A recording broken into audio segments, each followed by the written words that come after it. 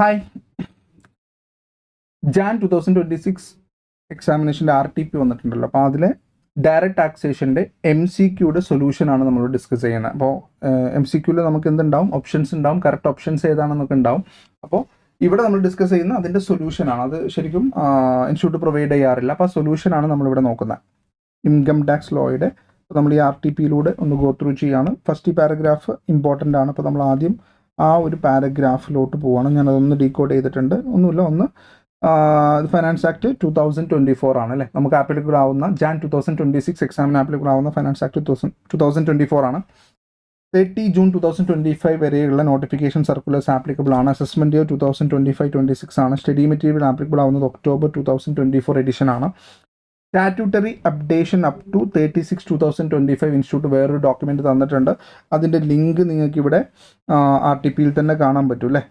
ഇവിടെ തന്നെ അതിൻ്റെ ലിങ്ക് കൊടുത്തിട്ടുണ്ട്. അതിൽ രണ്ട് കാര്യങ്ങളെ പറയുന്നുള്ളൂ. അതിലൂടെ നമ്മൾ എന്ത് ചെയ്യുന്നുണ്ടാവും, ഈ ഒരു അതും കൂടെ നമ്മളിപ്പോൾ ഡിസ്കസ് ചെയ്യുന്നുണ്ടാവും. So statutory updates applicable for Jan 2026 examination only 2 updates. അവിടെ 2 അപ്ഡേറ്റ്സേ ഉള്ളൂ. ക്യാപിറ്റൽ ഗെയിനിൽ ചെറിയൊരു അപ്ഡേറ്റ് വന്നിട്ടുണ്ട്. ദെൻ റിട്ടേൺ ഓഫ് ഇൻകത്തിലും ചെറിയൊരു അപ്ഡേറ്റ് വന്നിട്ടുണ്ട്. ഈ 2 ചാപ്റ്ററിൽ മാത്രമേ ഉള്ളൂ. സോ ക്യാപിറ്റൽ ഗെയിനിൽ പറയുന്നതെന്ന് പറഞ്ഞാൽ 54 ഈസി എക്സംഷൻ ഉണ്ടല്ലോ. 54 ഈസി എക്സംഷനിൽ നമുക്കറിയാം അവിടെ 4 ബോണ്ടുകൾ പറയുന്നുണ്ട്. NHA bond, RECL bond, PFC, IRFC അല്ലേ. ഈ 4 ബോണ്ടുകളാണ് അവിടെ നോട്ടിഫൈ ചെയ്തിട്ടുള്ള ബോണ്ടുകൾ. അതിൻ്റെ കൂടെ ഒന്നും കൂടെ ആഡ് ചെയ്തിട്ടുണ്ട്. ഹഡ്കോ ബോണ്ട്സ് കൂടെ ആഡ് ചെയ്തിട്ടുണ്ട്. അപ്പോൾ ലോങ് ടേം സ്പെസിഫൈഡ് അസറ്റിൻ്റെ ലിസ്റ്റിലോട്ട് ഒന്നും കൂടെ എക്സ്ട്രാ വന്നിട്ടുണ്ട് എന്നുള്ളത്. അപ്പോൾ നമ്മുടെ ടെക്സ്റ്റ് നോക്കുവാണെങ്കിൽ അവിടെ NHA നിങ്ങൾക്ക് കാണാം, RECL കാണാം, ദെൻ അഡീഷണലി നോട്ടിഫൈ ചെയ്തിട്ടുള്ള PFCയും IRFCയും കാണാം. അപ്പോൾ ഇതിൽ നമുക്ക് എന്ത് ചെയ്യാം, ഇൻവെസ്റ്റ് ചെയ്യാം ആ എക്സംഷന് വേണ്ടിയിട്ട് എന്നുള്ളതാണ്.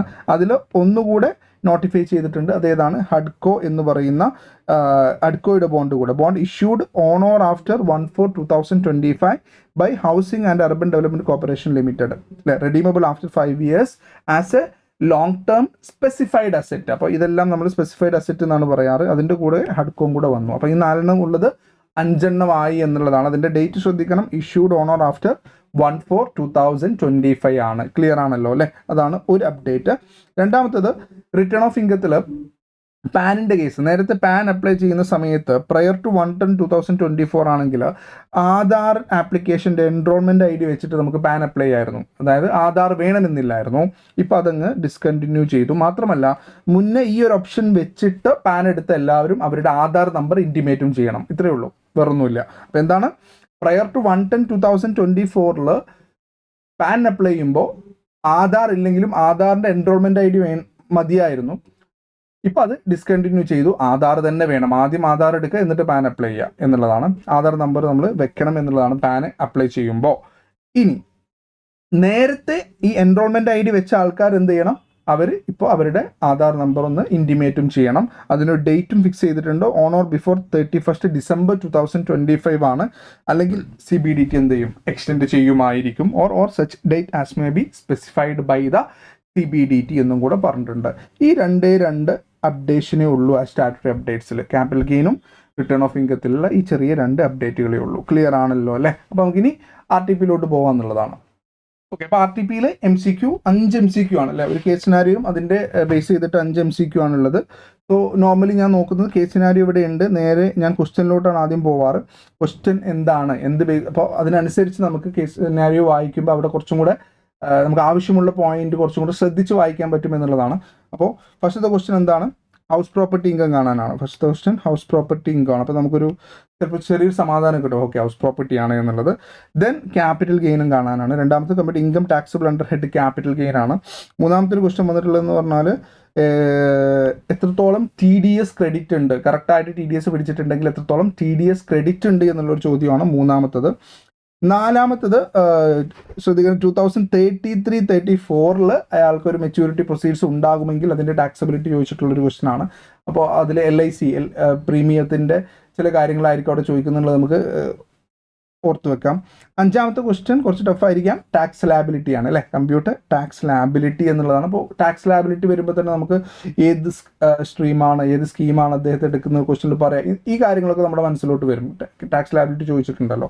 ഓക്കെ, ഇനി നമുക്ക് എന്ത് ചെയ്യാം, ക്വസ്റ്റ്യനിലോട്ടൊന്ന് കിടക്കുക എന്നുള്ളതാണ്. എന്നിട്ട് നമുക്ക് 1 by 1 ഇത് ചെയ്യുക എന്നുള്ളതാണ്. ഒന്ന് ജസ്റ്റ് ഒന്ന് വായിച്ച് നോക്കുക എന്നുള്ളതാണ്. ഇപ്പോൾ ഇവിടെ പറയുന്നത് ഒരു ഇത് നിങ്ങളൊന്ന് വായിക്കുക, ഞാൻ ഇത് വായിച്ചു പോകുന്നില്ല. ഒരു റെസിഡൻ്റ് ആണ്, 4 റെസിഡൻഷ്യൽ പ്രോപ്പർട്ടി, അങ്ങനെ കുറച്ച് കാര്യങ്ങൾ പറയുന്നുണ്ട്. ഓക്കെ, ദെൻ ഏതാണ് ഓപ്ഷൻസ് എന്ന് പറയുന്നുണ്ട്. അപ്പോൾ ഫസ്റ്റത്തെ ഇതിൽ വിവേക് മൽഹോത്ര എന്നാണ് പേര്, ഇന്ത്യൻ റെസിഡൻ്റ് ആണ്. 4 റെസിഡൻഷ്യൽ പ്രോപ്പർട്ടീസ് ഉണ്ട്. 2 അതിൽ ഡൽഹിയിലാണ്, അതിലൊന്ന് സെൽഫ് ഒക്കുപ്പൈഡ് ആണ്. ആൻഡ് അടുത്തത് ലെറ്റ് ഔട്ടാന്ന് പറയുന്നുണ്ട്. അതൊരു സാലറീഡ് ഇൻഡിവിജ്വലിനാണെന്ന് പറയുന്നുണ്ട്. വേറെ 2 പ്രോപ്പർട്ടീസ് ഉണ്ട്, അത് മുംബൈയിലാണ്, അതെന്താണെന്ന് പറയുന്നില്ല അല്ലേ. അപ്പോൾ ഒന്ന് മാത്രം ലെറ്റ് ഔട്ട് പറയുന്നുള്ളൂ, മറ്റത് salaried individual. The other 2 properties in Mumbai എന്ന് പറയുന്നുള്ളൂ. To reduce his tax liability, gifted one of the residential house property in Mumbai to his wife എന്ന് പറയുന്നുണ്ട്, Anika, and second one to his minor daughter Pooja without adequate consideration in April 2024 പറയുന്നുണ്ട്. Expected monthly rent of self-occupied property in Delhi എത്രയാണെന്ന് പറയുന്നുണ്ട്, മുംബൈ എത്രയാണെന്നും പറയുന്നുണ്ട്.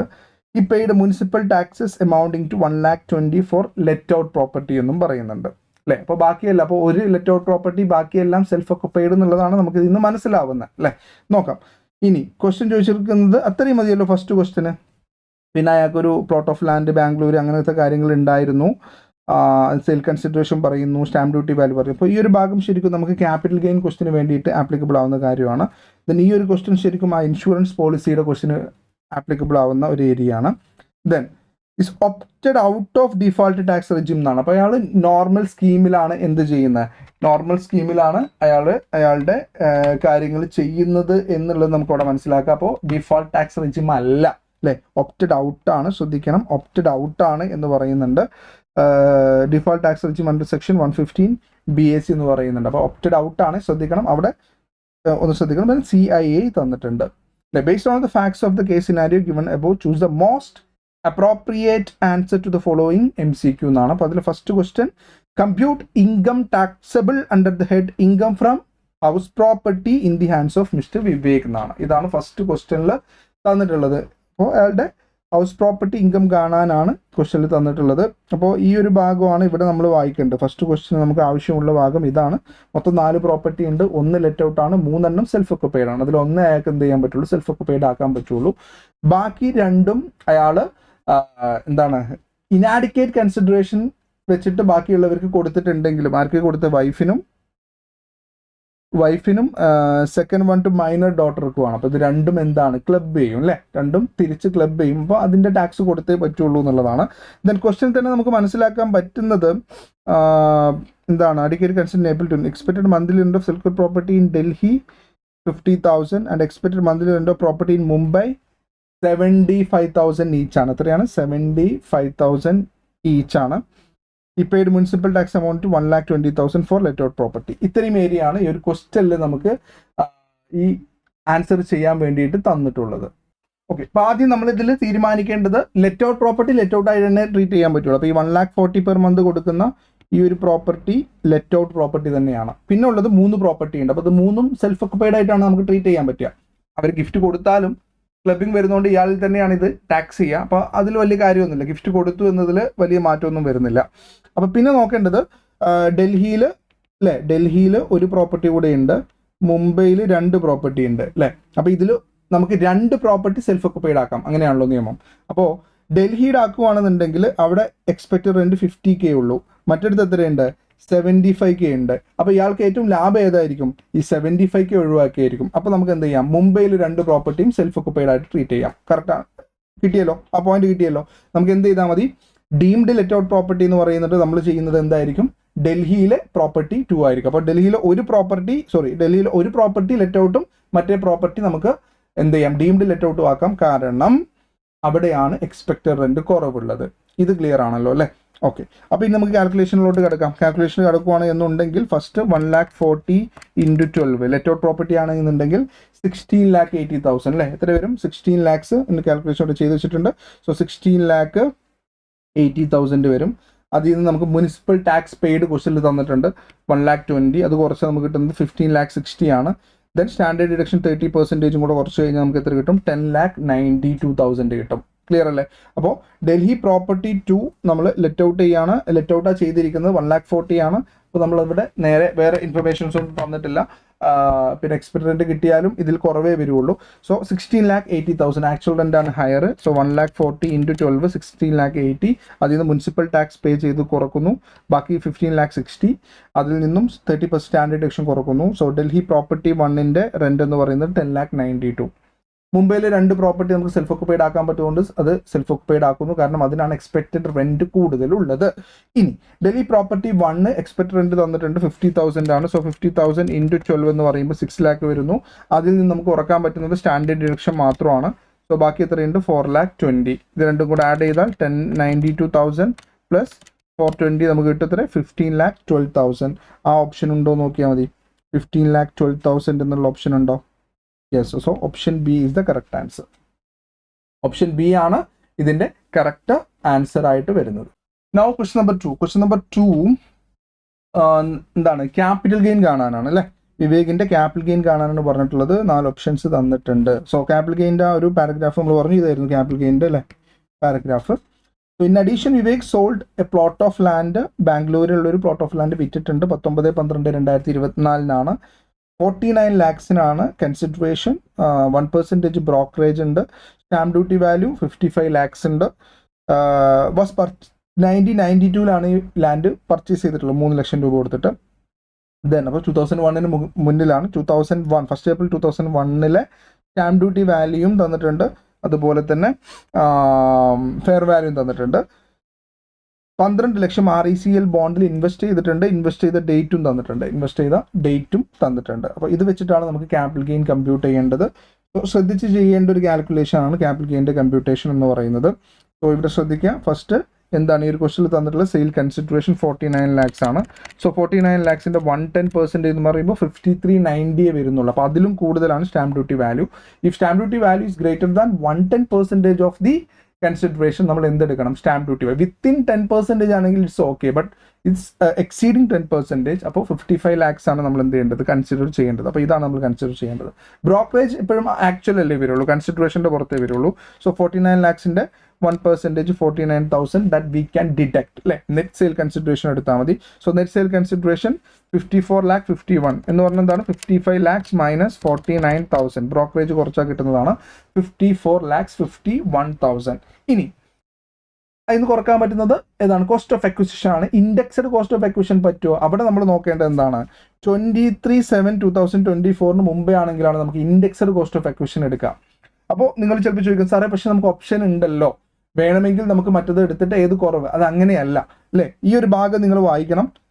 അത് confusion ഉള്ളവർ മാത്രം 3.394 ഉള്ള ടെക്സ്റ്റിലെ ഈ ഒരു നോട്ട് നിങ്ങൾ എന്തായാലും വായിക്കണം.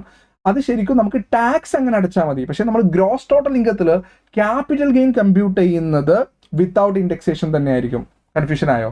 ഇങ്ങനെ ക്യാപിറ്റൽ ഗെയിൻ എത്രയാണെന്ന് ചോദിക്കുമ്പോൾ നമ്മൾ ആൻസർ പറയേണ്ടത് വിത്തൗട്ട് ഇൻഡെക്സേഷൻ കമ്പ്യൂട്ട് ചെയ്ത ക്യാപിറ്റൽ ഗെയിൻ തന്നെയാണ്.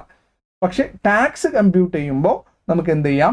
2 ഓപ്ഷനും എടുത്തിട്ട് അതിൻ്റെ രീതിയിൽ നമുക്ക് എന്ത് ചെയ്യാം? കമ്പ്യൂട്ട് ചെയ്യാം. അതിൻ്റെ ടാക്സ് കമ്പ്യൂട്ടേഷൻ്റെ ക്വസ്റ്റൻ എന്തായാലും വരുന്നുണ്ട് അല്ലേ? അടുത്തൊരു 5ാമത്തെ ക്വസ്റ്റൻ അതാണല്ലോ. ആ സമയത്ത് നമുക്കത് ഒന്നുകൂടി ഡിസ്കസ് ചെയ്യാം. അപ്പോൾ ഇവിടെ ഒരുപാട് കാൽക്കുലേഷൻ്റെ ആവശ്യമൊന്നുമില്ല. ഡേറ്റ് 23/7 നോട്ട് ബിഫോർ 23/7/2024 അതിനുശേഷമല്ലേ? അതിനുശേഷമുള്ളതാണെങ്കിൽ നേരെ കോസ്റ്റ് അപ്ലൈ ചെയ്താൽ മതി. അപ്പോൾ കോസ്റ്റിൽ ശ്രദ്ധിക്കേണ്ട കാര്യം, കോസ്റ്റ് ഓഫ് അക്വിസിഷൻ എത്രയാണ്? 3 lakh ആണ്. ഫെയർ മാർക്കറ്റ് വാല്യൂ 7,20,000 ആണ്. അവിടെ ഇങ്ങനൊരു പ്രൊവിഷനും കൂടെ നമുക്കറിയാലോ. 1/4/2001 fair market value stamp duty വാല്യൂക്കാളും കൂടാൻ പാടില്ല. അപ്പോൾ സ്റ്റാമ്പ് ഡ്യൂട്ടി വാല്യൂ എടുക്കണം അല്ലേ? മാക്സിമം നമുക്കപ്പോൾ ഇത് രണ്ടും നമുക്ക് വിച്ച് എവർ ഈസ് ഹയർ എടുക്കാം. ഇത് രണ്ടും നമുക്ക് വിച്ച് എവർ ഈസ് ലെസ് എടുക്കാൻ പറ്റുള്ളൂ. So 7 lakh is the cost അല്ലേ? 7 lakh is the cost. So capital gain കണ്ടുപിടിക്കാൻ വളരെ ഈസിയാണ് ഈ പ്രൊവിഷൻ അറിയുകയാണെന്നുണ്ടെങ്കിൽ അല്ലേ? 55 lakhs 49,000 കുറച്ചാൽ 54,51. ഇതിൽ നിന്ന് നമുക്ക് ആകെ കുറക്കാൻ പറ്റുന്നത് ഈ 7 lakhs മാത്രമാണ്. സോ 47,51 ആണ് ലോങ് ടേം ക്യാപിറ്റൽ ഗെയിൻ എന്ന് വരുന്നത്. 47,51 ആണ്. ആ ഓപ്ഷൻ നമുക്കുണ്ടോ? 47,51 ഓപ്ഷൻ ഡി ആണ്. ഓപ്ഷൻ ഡി ആണ്. ഇനി ക്വസ്റ്റ്യൻ നമ്പർ 3. ക്വസ്റ്റ്യൻ നമ്പർ 3യിൽ എന്താ പറഞ്ഞേ? ഇയാൾക്ക് പിടിക്കാനുള്ള TDS എല്ലാം കറക്റ്റായിട്ട് പിടിച്ചിട്ടുണ്ടെങ്കിൽ ഇയാൾക്ക് എത്ര ടാക്സ് ക്രെഡിറ്റ് കിട്ടുമായിരിക്കും? Determine the amount of tax credit to be available to mister Vivek for financial year 24-25 if tax has been deducted by the deductors. അല്ലേ? അപ്പോൾ ഇയാൾക്ക് ആപ്ലിക്കബിൾ ആകുന്ന TDS, ഇയാൾക്ക് എഗെയിൻസ്റ്റ് ആപ്ലിക്കബിൾ ആവുന്ന TDS എങ്ങനെയാണെന്നുള്ളതാണ് അല്ലേ. അപ്പോൾ നമ്മൾ നോക്കേണ്ടത് ഇവിടെ 2 കേസ് നമ്മൾ പറഞ്ഞു. ഒന്ന് ക്യാപിറ്റൽ ഗെയിൻ ഉണ്ട്, മറ്റൊന്ന് റെന്റ് കിട്ടുന്നുണ്ട്. സാലറീഡ് ഇൻഡിവിജ്വലിനാണെന്ന് പറയുന്നുണ്ട് അല്ലേ. സാലറീഡ് ഇൻഡിവിജ്വലിന്, അപ്പോൾ ഇത് ഇമ്പോർട്ടൻ്റ് ആണ്. മിസ്റ്റർ സുശീൽ സാലറീഡ് ഇൻഡിവിജ്വലിനാണ് ഇയാൾ ഇത് കൊടുത്തിട്ടുള്ളത്. അപ്പോൾ അയാൾക്ക് ടാക്സ് ഓഡിറ്റ് ഉണ്ടാവില്ല. ടാക്സ് ഓഡിറ്റ് ഇല്ലെങ്കിൽ 50,000 മുകളിൽ റെന്റ് കിട്ടുകയാണെന്നുണ്ടെങ്കിൽ അവിടെ ഒരു പ്രൊവിഷൻ ഉണ്ട് അല്ലേ. അപ്പോൾ എന്താണ് അത് നമ്മൾ നോക്കണം. അതിൽ ചെറിയൊരു അമെൻമെൻറ്റും ഉണ്ട് അല്ലേ, അതും ശ്രദ്ധിക്കണം. നല്ലൊരു ക്വസ്റ്റ്യൻ ആട്ടെ ഈ മൂന്നാമത്തത്. അപ്പോൾ അത് ശ്രദ്ധിക്കണം. രണ്ടാമത്തെ എന്താണ് അല്ലേ, ഈ പ്രോപ്പർട്ടി വിൽക്കുന്ന വകയിൽ ഇയാളുടെ സ്റ്റാമ്പ് ഡ്യൂട്ടി വാല്യൂ എത്രയാ? 55 lakhs. 50 lakhs ആൻഡ് എബോവ് ആണെങ്കിൽ അവിടെയും ഒരു TDS ആപ്ലിക്കബിലിറ്റി ഉണ്ട്. ഇത് രണ്ടും നമ്മുടെ മനസ്സിലോട്ട് വരണം, നമുക്കത് കാൽക്കുലേറ്റ് ചെയ്യാൻ പറ്റണം. അങ്ങനെയാണെങ്കിൽ ഈ ക്വസ്റ്റ്യൻ വലിയ കുഴപ്പമില്ല എന്നുള്ളതാണ്. അപ്പോൾ നമുക്ക് അതിലോട്ട് വരാം. അപ്പോൾ എന്തൊക്കെയായിരുന്നു ക്വസ്റ്റ്യൻ നമ്പർ 3 അല്ലേ. ക്വസ്റ്റ്യൻ നമ്പർ 3യിൽ നമ്മൾ ഏതൊക്കെ സെക്ഷനാണ് ഇവിടെ ആപ്ലിക്കബിൾ എന്ന് 194 IB ആപ്ലിക്കബിൾ ആണ്, ദെൻ 194 IA ആപ്ലിക്കബിൾ ആണ്. ഈ 2 TDSന്റെ സെക്ഷനാണ് ഇയാൾക്ക് അഗെയിൻസ്റ്റ് വരാനുള്ളത്. അപ്പോൾ ഇയാൾക്ക് കിട്ടാവുന്ന പൈസയിൽ TDS പിടിക്കാൻ സാധ്യതയുള്ള 2 സെക്ഷൻ 194 IBയും സെക്ഷൻ 194 IA ആണ്. ഈ രണ്ടുമാണ് ഉള്ളത്. സോ 194 IB നമുക്കറിയാം 5% അല്ല, ഫ്രം 1 October ഓൺവേർഡ്സ് 2% ആണ്. അപ്പോൾ 194 IBയുടെ പ്രൊവിഷൻ എന്താ?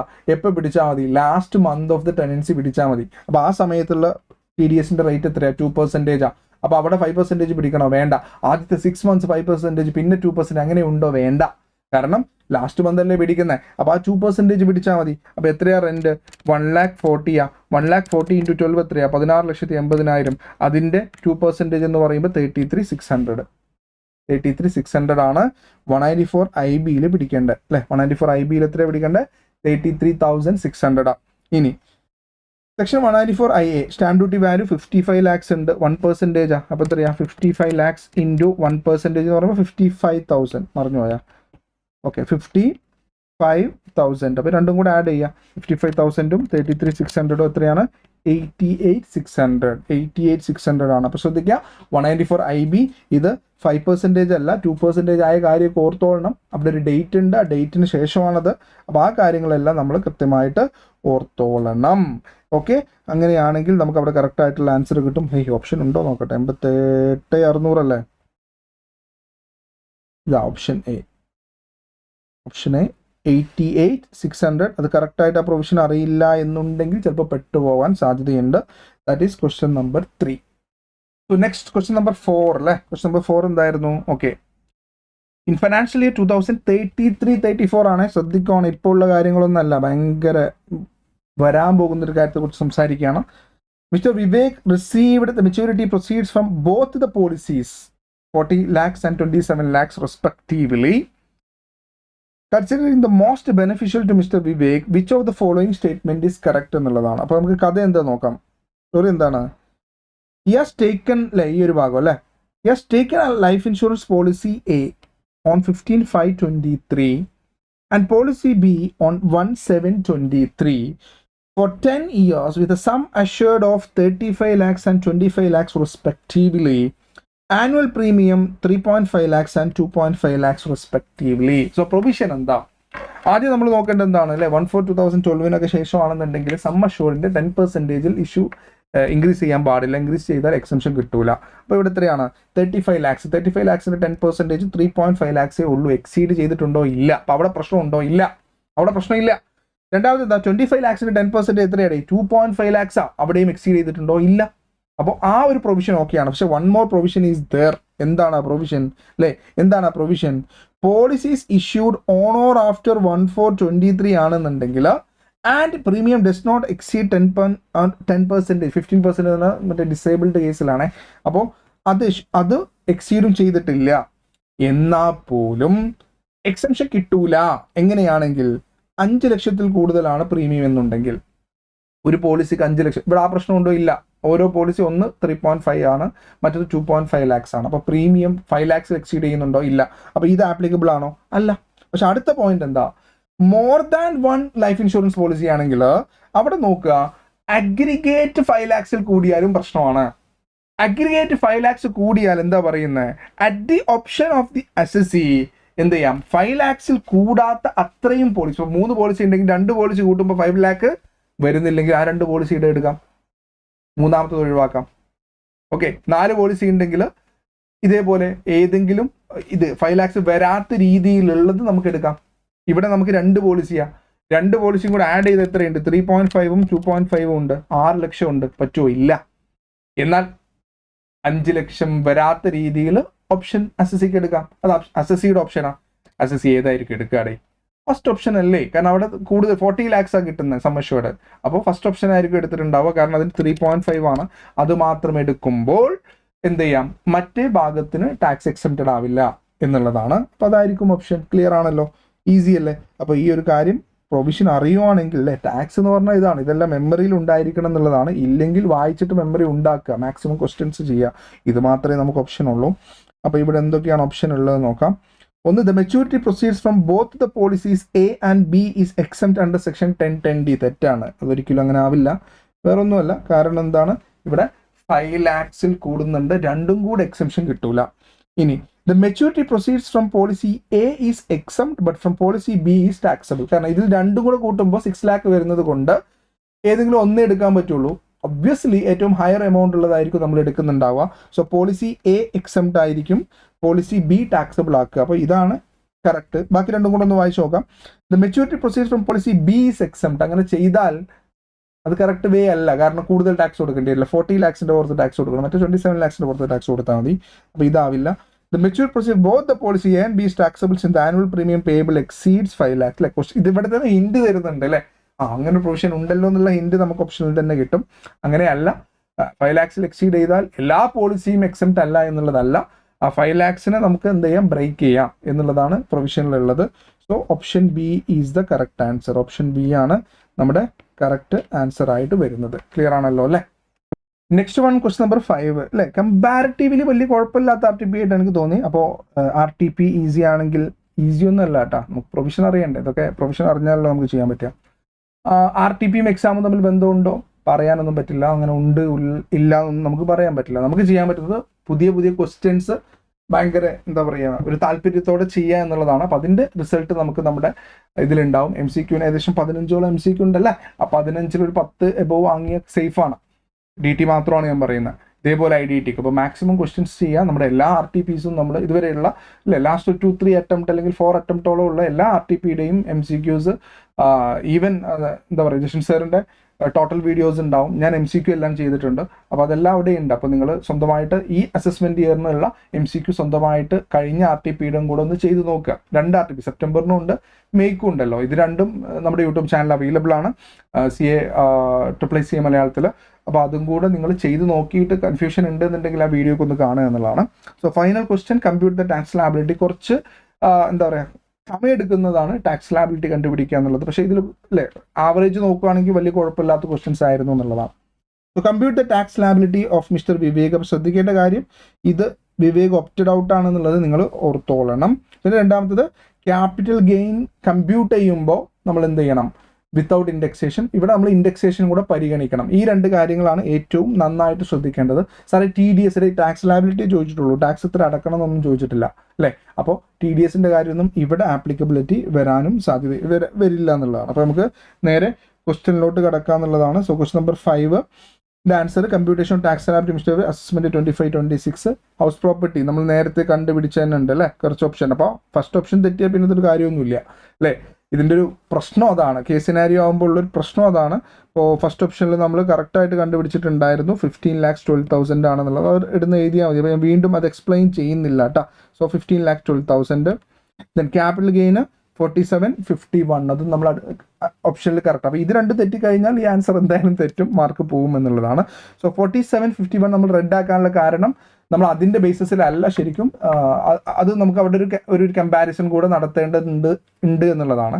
ക്യാപിറ്റൽ ഗെയിൻ്റെ ആ ഒരു പ്രൊവിഷൻ നിങ്ങൾക്ക് എല്ലാവരും ക്ലിയർ ആണെന്ന് വിചാരിക്കുകയാണ്. സോ കുറച്ച് കാലമായിട്ട് എക്സാം എഴുതുന്ന ആൾക്കാരുണ്ടെന്നുണ്ടെങ്കിൽ ക്യാപിറ്റൽ ഗെയിൻ്റെ ആ മാറ്റം ഒന്ന് ശരിക്കും പഠിക്കണം എന്നുള്ളതാണ്. So gross total income 60-63. അപ്പോൾ 50 lakhs മുകളിലാണ് സർചാർജ് ആപ്ലിക്കബിൾ ആവും എന്നുള്ളത് നമുക്ക് മനസ്സിലോട്ട് വരണം എന്നുള്ളതാണ്. ഡിഡക്ഷൻ, കാരണം അവിടെ ഞാൻ പറഞ്ഞു ഡിഫോൾട്ട് ടാക്സ് റിജിം അല്ല, അതുകൊണ്ട് ഡിഡക്ഷൻ എലിജിബിൾ ആണ്. ഇയാൾ എന്ത് ചെയ്തിട്ടുണ്ട്, അത്യാവശ്യം എമൗണ്ട് LICയിൽ അടച്ചിട്ടുണ്ട്, അത് ക്വസ്റ്റനിൽ തന്നിട്ടുണ്ട്. അപ്പോൾ മാക്സിമം നമുക്ക് എത്രയേ കിട്ടുള്ളൂ, 1,50,000 കിട്ടുള്ളൂ. സോ ആ 150 നമ്മൾ എടുക്കുന്നു. സോ ടോട്ടൽ ഇൻകം എത്രയാണ്, 61,13,000 ആണ്. ഇത്രയും വലിയ കുഴപ്പമില്ലല്ലോ. ബാക്കി ക്വസ്റ്റ്യൻ്റെ ആൻസർ കൃത്യമായിട്ട് ചെയ്തിട്ടുണ്ടെങ്കിൽ ഇത്രയും വലിയ കുഴപ്പമില്ല. ഡിഡക്ഷൻ്റെ കാര്യം ഞാൻ ഒന്നുകൂടെ പറയാണ്, കാരണം ഇത് ഡിഫാൾട്ട് ടാക്സ് റിജിം അല്ല, അയാൾ ഓപ്റ്റ് ഔട്ട് ചെയ്തിട്ടുണ്ട്. ഓക്കെ ആണോ? ഓക്കെ. ഇനി അപ്പോൾ ഇതിൻ്റെ പുറത്ത് നമ്മുടെ നോർമൽ സ്ലാബാണ് വരിക. അപ്പോൾ നോർമൽ ഇൻകം എന്ന് പറയുന്നത് 15,12,000 ആണ് ഹൗസ് പ്രോപ്പർട്ടി ഇൻകം. അതിൽ നിന്നും നമ്മുടെ ഈ 1.5 ലക്ഷം കുറച്ച് കഴിഞ്ഞാൽ ബാക്കിയുള്ളതാണ് 13,62,000 അല്ലേ. 13,62,000 ആണ് വരും. കാരണം ക്യാപിറ്റൽ ഗെയിൻ അഗേൻസ്റ്റ് നമുക്ക് ഡിഡക്ഷൻസ് ഒന്നും ഇതില്ല. അപ്പോൾ 13,62,000 ഇങ്ങനെയാണ് നമ്മൾ ചെയ്യുക. ഇതിൽ നോർമൽ ഇൻകം സ്ലാബ് അറിയാം, 2.5 to 5, 5 to 10, about 10 ഇതാണ് സ്ലാബ്.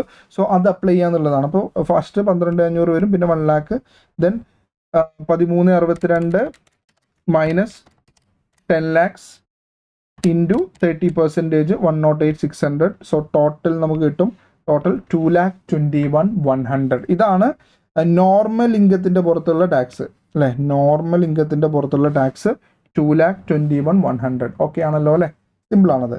ഇനി ഇവിടെയാണ് കുറച്ച് കോംപ്ലിക്കേഷൻ ഉള്ളത്. Tax on capital gain. നമ്മൾ ക്യാപിറ്റൽ ഗെയിൻ കണ്ടുപിടിച്ചിട്ടുണ്ട്, എന്താണ് 4751 ആണ്.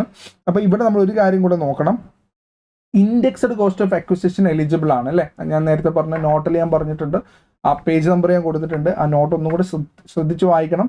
ക്യാപിറ്റൽ ഗെയിൻ കമ്പ്യൂട്ട് ചെയ്യുമ്പോൾ മാത്രമാണ് അതിൻ്റെ ബെനിഫിറ്റ് കിട്ടുക എന്നുള്ളതാണ്. അപ്പോൾ ഇപ്പോൾ നമ്മുടെ കോസ്റ്റ് എന്ന് പറയുന്നത് 7 lakhs ആണ് നമ്മൾ എടുത്തത്.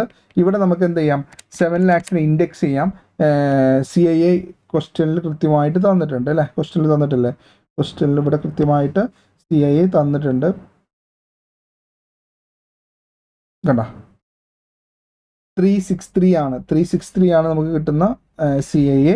സോ 7 lakhs ചെയ്താൽ നമുക്ക് 25,41,000 ആവും. ക്യാപിറ്റൽ ഗെയിൻ വിത്ത് ഇൻഡെക്സേഷൻ അപ്പോൾ എത്രയാണ്, 29,10,000 ആണ്. വിത്തൗട്ട് ഇൻഡെക്സേഷൻ നമുക്ക് ആൾറെഡി അറിയുന്നതാണ് അല്ലേ, നമ്മൾ നേരത്തെ കണ്ടുപിടിച്ചിട്ടുള്ളതാണ്. സോ പ്രോബ്ലം എന്താണ്, വിത്തൗട്ട് ഇൻഡെക്സേഷൻ ആണെങ്കിൽ ടാക്സ് റേറ്റ് 12.5 ആണ്, വിത്ത് ഇൻഡെക്സേഷൻ ആണെങ്കിൽ ടാക്സ് റേറ്റ് 20%. അപ്പോൾ രണ്ടും നമ്മൾ കമ്പയർ ചെയ്തിട്ട് ഏതിനാണോ കൂടുതൽ കുറവ് ടാക്സ് വരുന്നത് അതാണ് നമ്മൾ ഓപ്റ്റ് ചെയ്യേണ്ടത്. സോ അങ്ങനെ നോക്കുമ്പോൾ ക്യാപിറ്റൽ ഗെയിന് വിത്ത് ഇൻഡെക്സേഷൻ 29,10. അതെങ്ങനെ വരുന്നത്, നമ്മുടെ എത്രയാണ് നമ്മുടെ ക്യാപിറ്റൽ ഗെയിൻ്റെ കൺസിഡറേഷൻ, അല്ലെങ്കിൽ ഇത് നമ്മൾ നോക്കേണ്ടത് 55 lakhs അല്ലേ. 55 lakhs നെറ്റ് സെയിൽ കൺസിഡറേഷൻ ഇവിടെ ഉണ്ട് 54,51,000. ഞാൻ വീണ്ടും എഴുതിയെടുത്തിട്ടില്ല. അതിൽ നിന്ന് നമുക്ക് ഇൻഡെക്സ്ഡ് കോസ്റ്റ് ഓഫ് അക്വിസിഷൻ കുറക്കാം. സോ 54,51,000. സോ ഇത് വരുന്നത് 54,51,000. അതിൽ നിന്നും ഈ with indexation indexed cost of acquisition 25,41,000. അതാണ് ഇത് 29,10,000. So minus 25,41,000. ഓക്കെ, ഇതാണ് ഇത് 29,10,000. ക്ലിയർ ആണല്ലോ അല്ലേ. അതായത് നമ്മൾ നെറ്റ് സെയിൽ കൺസിഡറേഷൻ 55 lakhs നിന്നും ബ്രോക്കറേജ് കുറച്ചാൽ നമുക്ക് എന്ത് കിട്ടും, ഈ ഒരു എമൗണ്ട് കിട്ടും. അതിൽ നിന്നും ഇൻഡെക്സ്ഡ് കോസ്റ്റ് ഓഫ് അക്വിസിഷൻ നമുക്ക് കുറച്ചാൽ നമുക്ക് കിട്ടുന്നത് 29,10,000 ആണ്. സോ 29,10,000 പുറത്ത് നമുക്ക് എന്ത് അപ്ലൈ ചെയ്യാം, 20% ഇൻറ്റു 20% എന്ന് പറയുമ്പോൾ 5,82,000 വരും. 5,82,000 വരും. ഇനി മറ്റ് നമ്മൾ വിത്തൗട്ട് ഇൻഡെക്സേഷൻ ആണ് എന്നുണ്ടെങ്കിൽ നമുക്കറിയാം 4751, അതാണ് എൻ്റെ ഓർമ്മ അല്ലേ. 4751 ആണ് ക്യാപിറ്റൽ ഗെയിൻ, 4751 ആണ്. സോ ആ 4751 പുറത്ത് 12.5% നമ്മൾ അപ്ലൈ ചെയ്യാണ്. അപ്പോൾ ഇത് വരുന്നത് എന്ന് പറഞ്ഞാൽ 4751,000 ഇൻറ്റു 12.5% കേട്ടോ. 4751 ഇൻറ്റു 12.5% എന്ന് പറയുമ്പോൾ 593,875. അപ്പോൾ ഇതിൽ നിന്ന് വിച്ച് എവർ ഇസ് ലെസ് ആണ് നമ്മൾ എടുക്കുക, 5,82,000. ഇത് ഈ ടാക്സിൻ്റെ കമ്പ്യൂട്ടേഷന് മാത്രമേ ഇതിൻ്റെ ബെനിഫിറ്റ് ഉള്ളൂ. നമ്മുടെ സർചാർജ് നോക്കാനുള്ള total income, gross total income നോക്കുമ്പോൾ എന്ത് തന്നെയാണ് എടുക്കുക, വിത്തൗട്ട് ഇൻഡെക്സേഷൻ തന്നെയാണ് എടുക്കുക. അതിൻ്റെ ആ ക്ലിയർ നോട്ട് ഞാൻ നേരത്തെ പറഞ്ഞു, ഇവിടെ നമ്മൾ കൊടുത്തിട്ട് അത് ഇൻസ്റ്റിറ്റ്യൂട്ടിൻ്റെ ഈ ഒരു പേജ് പോയാൽ നിങ്ങൾ ഒന്നും കൂടെ വായിച്ചാൽ നിങ്ങൾക്കത് മനസ്സിലാവും, ക്ലിയർ ആയിട്ട് മനസ്സിലാവും. ഈ ഒരു നോട്ട് ഞാൻ അതിൻ്റെ ഒരു സ്ക്രീൻഷോട്ട് ഇവിടെ ഇട്ടത് നിങ്ങൾ ഒന്നും കൂടെ വായിക്കാനാണ്. It's very important not only for your exam, for practice also. നിങ്ങൾ ആർട്ടിക്കിൾഷിപ്പ് ചെയ്യുമ്പോഴൊക്കെ അത് വളരെ ഇമ്പോർട്ടൻ്റ് ആയിട്ടുള്ളൊരു കാര്യമാണെന്നുള്ളതാണ്. അപ്പോൾ ടോട്ടൽ ടാക്സ് എന്ന് പറയുമ്പോൾ ഈ 2 lakh അല്ലേ, ഇതെന്ന് പറയുന്നത് എന്താണ്, അപ്പോൾ ടോട്ടൽ ടാക്സ് നമുക്കറിയാം 2 lakh 2,21,100 പ്ലസ് നമ്മൾ ഈ ചെറുതെടുത്തു 5,82,000 എടുത്തു അല്ലേ. 2,21,100 പ്ലസ് 5,82,803,100. അപ്പം നമുക്ക് എന്ത് കിട്ടും? 803,100 കിട്ടുന്നുണ്ടല്ലോ അല്ലേ, നിങ്ങൾ ചെയ്യുന്നുണ്ടല്ലോ അല്ലേ. സോ 803,100 കിട്ടും. Then add surcharge 10%. 50 lakhs മുകളിലുണ്ട്, വിട്ടുപോകരുത്. സോ 803,100 ഇൻറ്റു 1.10, സോ 883,410 കിട്ടും. സോ ഇത് സർചാർജ് ആണ്. അതിൻ്റെ കൂടെ 4% സെസ് ആഡ് ചെയ്യാം. 918,746. 746 നമുക്ക് റൗണ്ട് ഓഫ് ചെയ്യാം. 918,750. അപ്പോൾ ആ ഓപ്ഷൻ ഉണ്ടോ എന്നുള്ളതാണ് നോക്കേണ്ടത്. 918,750 എന്നുള്ള ഓപ്ഷൻ തെറ്റുവരുത്തിക്കോട്ടോ, കുഴപ്പമൊന്നുമില്ല. Option C 918,750. ഇത് കുറച്ച് പാട് തന്നെയാണ്, കുഴപ്പമില്ല. തെറ്റിയാലും കുഴപ്പമൊന്നുമില്ല. ഫസ്റ്റ് കിട്ടുകയാണെങ്കിൽ അടിപൊളി, അല്ലെങ്കിൽ ചെയ്ത് പഠിക്കുക. ഇങ്ങനെ തന്നെയല്ലേ നമ്മൾ പഠിക്കുക. അപ്പോൾ ഇത്രയാണ് 5 ക്വസ്റ്റ്യൻസ് ആണ്. വലിയ കുഴപ്പമില്ലാത്തൊരു RTP ആയിരുന്നു. എക്സാമും വളരെ ഈസി ആവട്ടെ എന്ന് ഇത് ചെയ്യാണ്. ഇത്തവണത്തെ എക്സാം കുറച്ച് കട്ടിയാന്ന് തോന്നുന്നു, ടാക്സേഷൻ. അപ്പോൾ എന്ത് ചെയ്യാം, ഞാൻ RTPs എല്ലാം ചെയ്യാം. Jan 26 എല്ലാവർക്കും നല്ല മാർക്ക് കിട്ടട്ടെ എന്ന് ആശംസിക്കുന്നു. നന്നായി പഠിക്കുക. All the best.